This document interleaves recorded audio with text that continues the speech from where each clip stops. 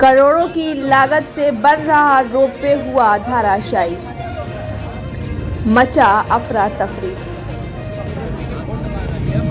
करोड़ों रुपए की लागत से बन रहा रोहतास का रोपवे निर्माण के दौरान ही टूटकर ध्वस्त हो गया।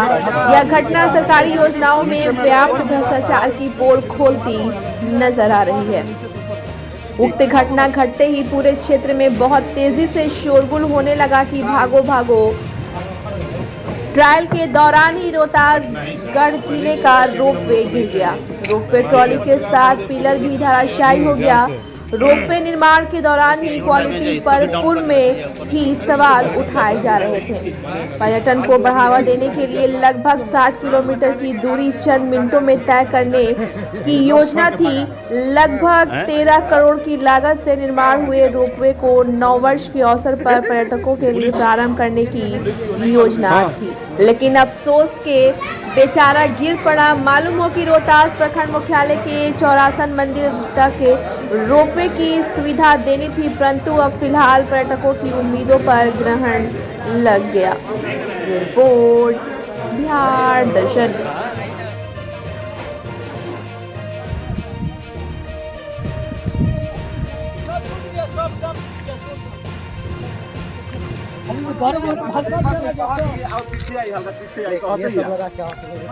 आपका झूला वाला काम सब खत्म है, सब 5 नंबर से कम सवार डब्बा बस सब फट गया। गढ़ ले है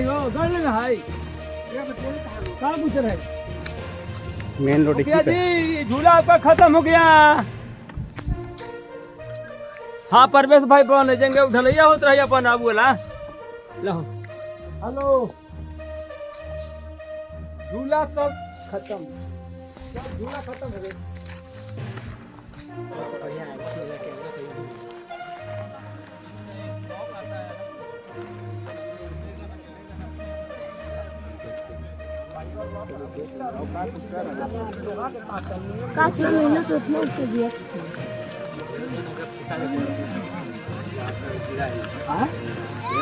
हाँ कुछ था नहीं, बच गया लोग। सबसे बड़ी बात है ना, उस पे वेल्डिंग मार रहा था।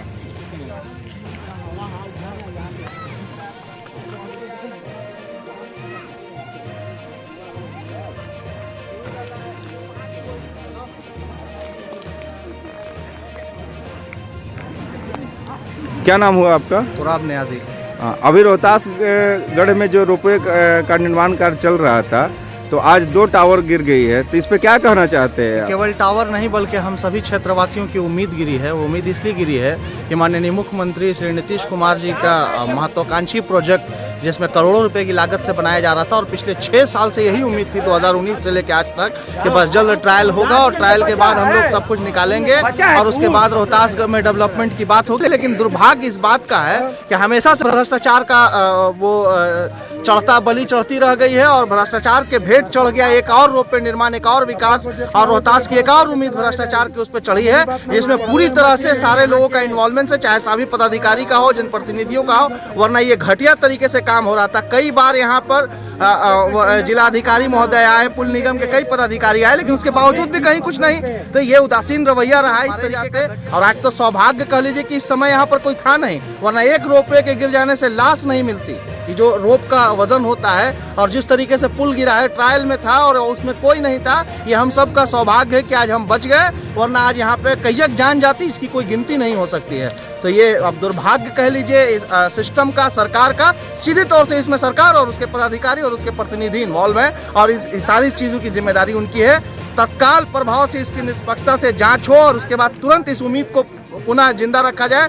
सरकारी फाइलों में ये दबेगी नहीं, बल्कि रोपवे निर्माण पुनः चालू कराया जाए और पूरी मजबूती से, पूरी ताकत के साथ कराया जाए। बहुत बहुत तुराब जी, ये जो रोपवे निर्माण हो रहा था, इसकी लागत भी बहुत काफ़ी थी और जो है इसकी समय भी काफ़ी अवधि लिया गया, लगभग हमको लगता है 2020 से ये योजना शुरू हुई थी और 13 करोड़ 65 लाख की योजना है। क्या कहना चाहते हैं? 5 वर्षों से लगातार बेवकूफ़ बनाया जा रहा था सीधा सीधी, और 13 करोड़ 65 लाख रुपए की लागत से ये जो काम कराया जा रहा था वो लूटने का एक तरीका था कि आप उम्मीद में रहे, झूला झूलते रहे आराम से बिहार की जनता, और उसके बाद इसको चुनाव के बाद, ये तो इसीलिए ट्रायल नहीं कराया गया था चुनाव से पहले कि माननीय मुख्यमंत्री के भ्रष्टाचार का पोल खुल जाता, उनके स्थानीय जनप्रतिनिधियों के भ्रष्टाचार का पोल खुल जाता, इसीलिए तो चुनाव के बाद इसको कराया गया, वरना ये काम तो कब का पूरा हो सकता था। मगर जिस उदासीन रवैया के साथ यहाँ के पदाधिकारियों का इन्वॉल्वमेंट रहा है, चाहे वो जिला पदाधिकारी रहे हों, चाहे यहाँ पे पुल निगम के पदाधिकारी रहे हों, या संबंधित सभी विभाग के पदाधिकारियों का उदासीन रवैया रहा है, यहाँ के जनप्रतिनिधियों का उदासीन रवैया रहा है कि वोट के नाम पे तो हमको और आपको कहते चले आए कि हम बहुत हितैषी हैं, बहुत चाहने वाले हैं, लेकिन एक बार भी क्वालिटी जांचने कोई प्रतिनिधि नहीं पहुंचा,